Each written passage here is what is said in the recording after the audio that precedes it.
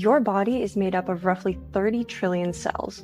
And inside every one of them, DNA is being copied, proteins are being built, and chemical reactions are happening constantly. We've gotten incredibly good at understanding these processes through biology, chemistry, and the physical laws we already understand. But quantum biology asks whether, in some cases, that picture needs another layer. So in this video, we're explaining classical biology and quantum biology. What classical biology explains well, what quantum mechanics adds to the picture, and where scientists are actually investigating whether quantum effects are affecting living systems.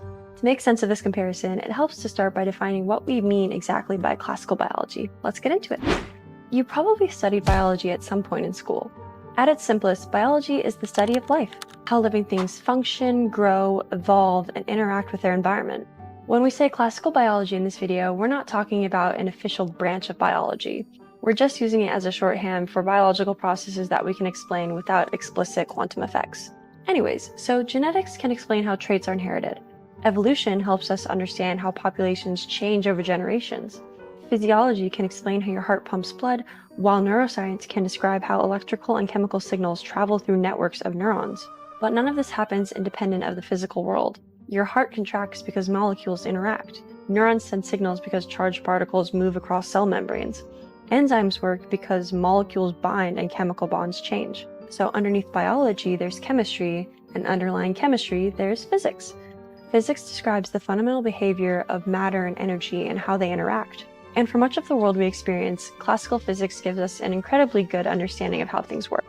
Throw a baseball and we can calculate where it will land. Drop a glass and gravity tells us which direction it's going. We can even predict the movement of planets. But when scientists began investigating atoms, electrons, and light, they discovered behavior that classical physics couldn't fully describe. And that's where quantum mechanics enters the picture. Here's one way to understand the difference. Imagine a ball rolling towards a hill. If it has enough energy, it will go over top of it, and if it doesn't, it'll just roll back down. That's more or less what we'd expect from our everyday experience. Now replace that ball with an electron. Well, an electron doesn't behave like a ball necessarily, but quantum mechanics describes this behavior in terms of probabilities, and that allows for phenomena that don't have obvious equivalents in our everyday lives. For example, under certain conditions, an electron might be able to cross an energy barrier even if it doesn't have enough energy to cross it according to classical physics. This is called quantum tunneling. And quantum mechanics gives us other phenomena as well. Particles have a property called spin, which affects how they interact with magnetic fields. Quantum systems can also display coherence, where different quantum states maintain a well-defined relationship with one another over time. And none of this is speculative. Quantum mechanics is one of the most thoroughly tested theories in science, and it's also just already a part of our daily lives. The quantum physics of semiconductors makes modern electronics possible, lasers rely on quantum mechanics, MRI machines use the quantum properties of atomic nuclei, and researchers are now learning to manipulate quantum systems in increasingly sophisticated ways to develop technologies like quantum computers. So we know quantum phenomena exist. Quantum biology is simply asking whether some of these phenomena might have functional consequences in living systems as well. And scientists have actually been asking versions of that questions for quite some time. Physicists were already thinking about the links between quantum mechanics and life as early as the 1930s, and Erwin Schrödinger's 1944 book, What is Life, famously explored how physics might help explain living systems. But for decades, many of these ideas were very difficult to test, and there was another major reason for skepticism.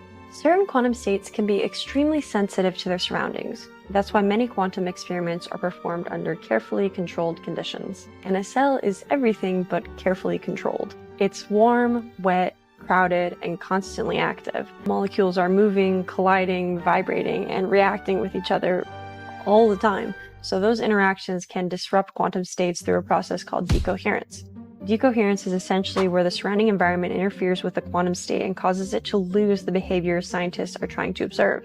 So while scientists knew that quantum mechanics ultimately governs the molecules, it was reasonable to question whether some of the quantum phenomena could persist long enough to have any meaningful effect on biology. But there's an important distinction here. A quantum effect doesn't necessarily have to last very long to matter. If it changes the outcome of a chemical reaction before it disappears, that may be enough. Biology can take a tiny molecular event and amplify its consequences throughout chemistry, signaling, and ultimately cellular behavior. So researchers are trying to figure out whether particular quantum phenomena persist long enough and affect chemistry strongly enough to have an effect on what the biology does next. So where do scientists look, and where are they looking now?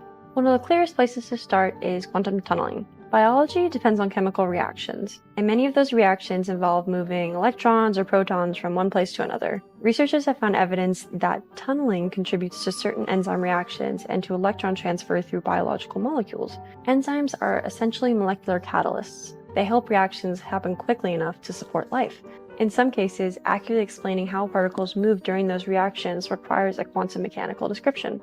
Then there's photosynthesis. When a plant, algae, or photosynthetic bacteria absorbs light, that energy needs to move through a network of molecules before it can be converted into chemical energy. Experiments on photosynthetic complexes have detected signatures of quantum coherence during this energy transfer process. What's being investigated is exactly how important that coherence is to biological function.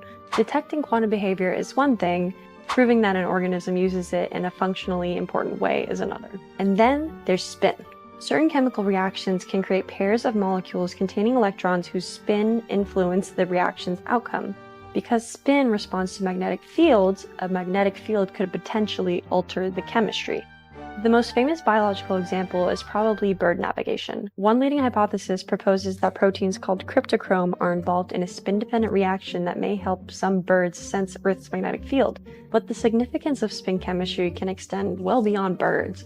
Researchers are investigating how biological systems respond to weak magnetic fields and whether spin-dependent processes could play roles in other areas of biology.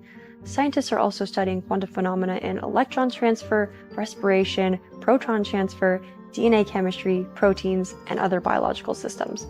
Importantly, these areas don't all have the same level of evidence. Some quantum effects in biological chemistry are well established, others' proposed functional roles remain open questions. So is classical biology wrong? No. Quantum biology isn't trying to replace genetics, evolution, cell biology, or everything else we've learned about life so far. Think about a map. If you're driving across the country, you want to see the highways and the cities. If you're trying to find a particular coffee shop, you need a street level map. Neither map is wrong, they simply describe the same place with different levels of detail. And biology kind of works in a similar way. If you want to understand how blood circulates through your bloodstream, you don't have to calculate the quantum state of every electron in your bloodstream. But for certain questions, understanding what's happening at the quantum level may reveal a new mechanism that higher level descriptions don't capture. So despite the title of this video, classical biology versus quantum biology, they aren't really in competition, one is just building on another. Quantum biology may simply just give us an extra layer of explanation. So why does this all matter? Understanding a mechanism can eventually give us the ability to work with it. We saw that with electricity, we saw it with genetics, and if we eventually develop a predictive understanding of quantum phenomena inside living systems, it's reasonable to ask what new capabilities might follow. Could this lead to new kinds of biological sensors? Could we learn new ways to influence chemical reactions? Could weak magnetic fields become more precise tools for interacting with biological systems? Could understanding how biology operates in noisy environments even teach us something useful about quantum technology itself? We think and hope so. These possibilities are especially interesting in areas like health and biomanufacturing, where gaining new ways to measure or influence biological processes could have very practical consequences. But there is a gap between observing an effect, understanding how it works, and being able to control it reliably. But that's also why the basic science is important. Before you can engineer a biological quantum effect, you have to prove that it's there, understand the mechanism, and be able to reproduce it. At the Quantum Biology DAO, we're building a community around these kinds of questions, bringing together researchers across biology, physics, chemistry, engineering, supporting experiments tools, and helping more people participate in the development of this field. If you want to learn more about quantum biology, follow the research that we're supporting, or just get more involved, make sure to subscribe to this channel and also join our Discord. It's really cool, I promise. And as always, may the quantum be with you. Oh, bye.